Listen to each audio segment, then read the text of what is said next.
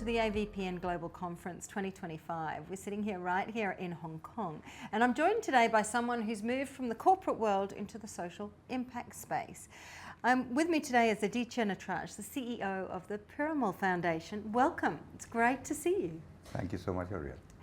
Now, you've got a very interesting story that I would love to be able to share with our viewers, because you did move from the corporate world into the impact space, and as just that sentence suggests, there's a lot of things you give up when you move from corporate into impact, the way it is today anyway. Hopefully that changes. Why did you make that leap? That goes back way before the corporate, before my transition actually. I come from a family, my grandfather was an orphan. He was sitting on the side, on the pavement of the street in front of his college, because he couldn't afford to pay the fees for his next semester and was going to drop out. Oh, wow. And some passerby came, saw him crying, spoke to him, thought he had potential, and just paid his fees. Wow. This is, must be 100 years ago. And from there he went on to becoming the youngest actuary in the entire British Empire. He went on to write the Indian Insurance Act and was the second chairman of the Life Insurance Corporation of India. That day, if that passerby had not met my grandfather, I wouldn't be sitting here in front of you today. I'd be living in a slum in Mumbai. So we all have lived because of the generosity of others. And so my family, probably for the next 7 generations, we have to do good for the world to just compensate for how much we have got from the world around us. And that has always been a driving factor. So you've been now with the foundation for 18 years. Yes. Things have changed a lot, I'm sure, over that time. Yes. What are the biggest changes that you've seen?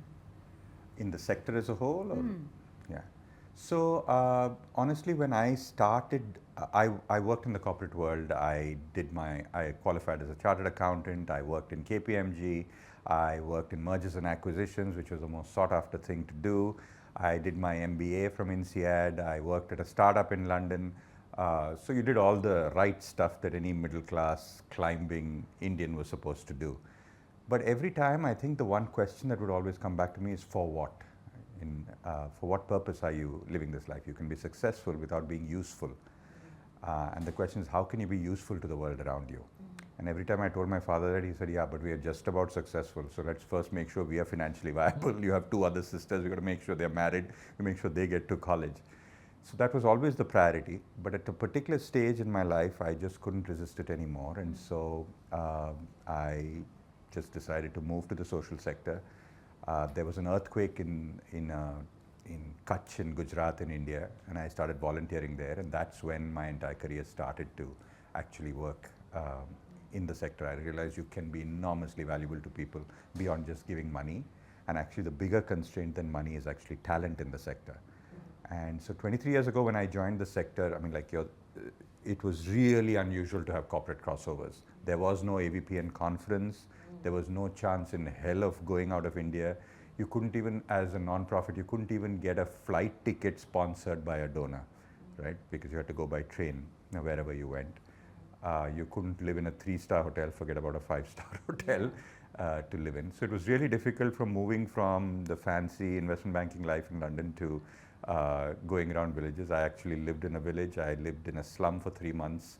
I lived with children who were trafficked for 3 months to really understand the problem. And from there, we started inventing what we should do. That's just an incredible story. I'm not often at a loss for words, but you know, those 3 months, 6 months must have been eye-opening for you. Oh, absolutely. Actually, the main thing is that you just understand that as an urban, educated Indian, you're very unaware of actually why the bottom quartile are making the choices they're making.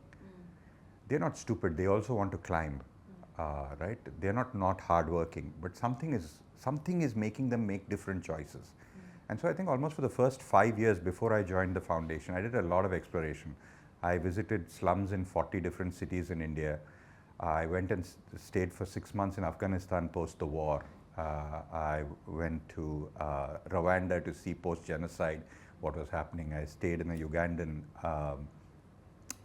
refugee camp of Hutus and Tutsis to just understand, why are people in war? Why can't people develop themselves? Isn't the basic need for everyone to be happy, support each other and grow? What's the answer to that? Why do they make different choices? Did you answer that question? So my fundamental, finally I came back to the fact that there are institutional structures which make us make weird choices. Right. And if I was born in Rwanda on that day, I might have taken a hatchet to my neighbor as well.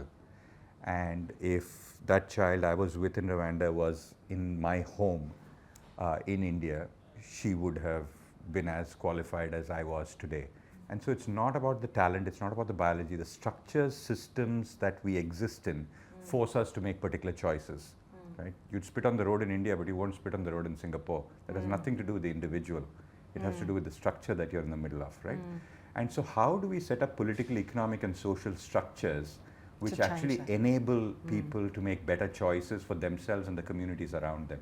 And is that your focus at the foundation now? Absolutely. So essentially you have to remember that countries like India are very new democracies. We started off, we had 1500, 2000 years where we had very small kingdoms running various parts of the country and a few empires. But then we had 150 years of Mughal rule, then we had 150 years of colonial rule, and we've now had only 75 years of democracy. So democracy is a completely new idea. You don't know how to make a choice in a democracy. You don't know what it means to be a citizen in a democracy, right? When I went to college in 1994, 5% of Indians had gone to college, right? So when my father went to college, 1% of Indians had gone to college. So you don't know what a democracy means. You don't know how to participate. You understand the feudal architecture. You understand the colonial architecture. You know how to participate as a servant of someone. You know how to rebel against someone. You don't recognize what it takes to be in a democracy. And so therefore building the Indian democracy is really going to be one of the, I mean, in 200 years from now, that will be the story that people will tell, because we are imagining we can build a democracy which is multi-faith, multi-language, right? With such different cultural systems, and we can still be one. And that's not an easy project. My forefathers invested in it, and I'm hoping that we invest further to actually show the world that that is actually possible.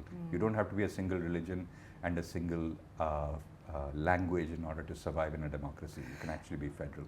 How are you using, in order to further this journey, how are you using what we're seeing today, the innovation that we're seeing, the technology that we're seeing, how are you using that to your advantage to bring this about, bring this vision Fantastic. to reality? I hope you have about 2 hours now for me to answer that question. I wish I did. I wish I did. Because I think that's the advantage of new democracies like us, right? We can leapfrog. And technology is the big leapfrog. India had more cell phones than we had landlines.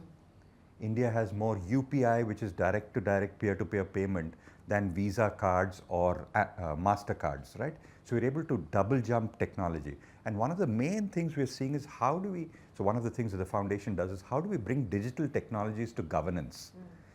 When you're going to a public hospital, you're going to a school, you're receiving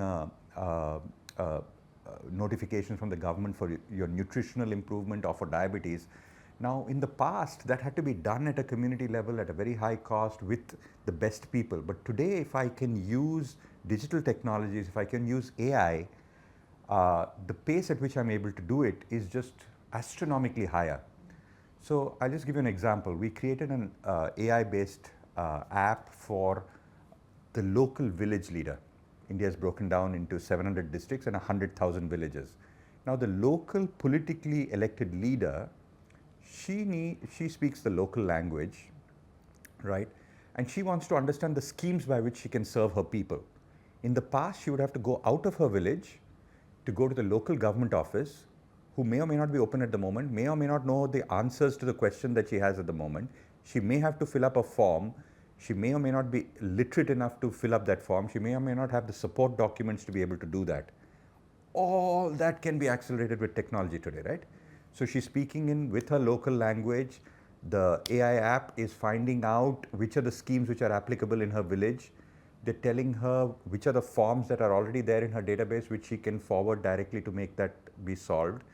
Similarly, we have an app for adolescent girls, right? Adolescent girls drop out of school because the right to education is only till grade 8. And then grade 9, 10, 11, 12, she needs a scholarship, she needs additional money, she needs bus money to go to the local district. But we have an app which proactively calls the parent of the adolescent girl and says, hey, I know that your daughter is graduating, I know that you're worried about her schooling, I know, and this is an AI voice, right, which says, I know she's likely to drop out and you're likely to get her married, but here is an option. We have a scheme which gives you 3,000 rupees in order to keep her in school. Here is the bus service that's available. Here is the form. Can I fill up the form on your behalf? Wow. And submit it. Please say yes to acknowledge. These are the details on the form. It reads it back to you. So an illiterate, distantly located person is able to double jump over what even my daughter is going to get. And that's very, very exciting. How do you measure that? How do you measure the impact that you're having? So we focus a lot on what multidimensional poverty. Multidimensional poverty is an idea that came out of Amartya Sen's writing about development as being freedom. And those freedoms in a democracy come from having educational capabilities, certain health capabilities, and certain social infrastructure. It's broken down by UNDP, it's then accepted by the Indian government, and then the surveys are done every 2 years to see whether more and more people are out of multidimensional poverty. Purely because if you take an income measure, like $2 or whatever, which was the original World Bank measure, you might have $2, but there's no public health system nearby, which means that you're not going to really come out of poverty. You might have $2, but there are no schools nearby. You're not going to get out of poverty. You might have $2 a day, but there's a cyclone every 2 years in your community, so that's not going to work. So Sen said that it's about the capabilities and the infrastructure, what we were talking in the early part of the conversation. It's about the capabilities and the infrastructure that is provided, not just about the individual family income, in order for the community as a whole to grow. So those are measured every 2 years by the government, and that's how we've moved 300 million people in India. The government has moved 300 million people out of poverty in the last 15 years. But there are still 70 million in poverty, and as a foundation, we're extremely focused on that last 70 million to make sure that that happens. And these are the sort of schemes and programs that we're doing to reduce the costs of delivery, improve the impact, improve the targeting, and improve the pace at which people get out of poverty. So last question for you, Aditya. When you're looking at this vision that you've got with those last 70 million people, what is the time frame with the technology that you're talking about, with the changes and the speed of change that we're seeing in the moment, to get the 70 million in its entirety out of poverty? What do you think the time frame? How quickly can you do that? So we're setting a big, hairy, audacious goal. Yes, you are. Yes, you are. So we've set up with ourselves, the Gates Foundation, significant other business groups in India like the Tata Group, the Damani Group. We're all coming together in the Global Alliance for Viksit Bharat. Viksit stands for Developed Bharat. Bharat stands for India, so the Developed India. We've got together, we're pooling our resources for that, and we're setting a big, hairy, audacious goal saying 90% of that can happen in the next 10 years. Wow. Yes. Wow. And that's very critical. We're going to be the third largest economy in the world. We don't want to have poor people, and so we believe that it's actually possible. That is absolutely fabulous. Beautiful. Well, thank you so much for taking the time to speak to us. Really appreciate it. Thank you for the conversation.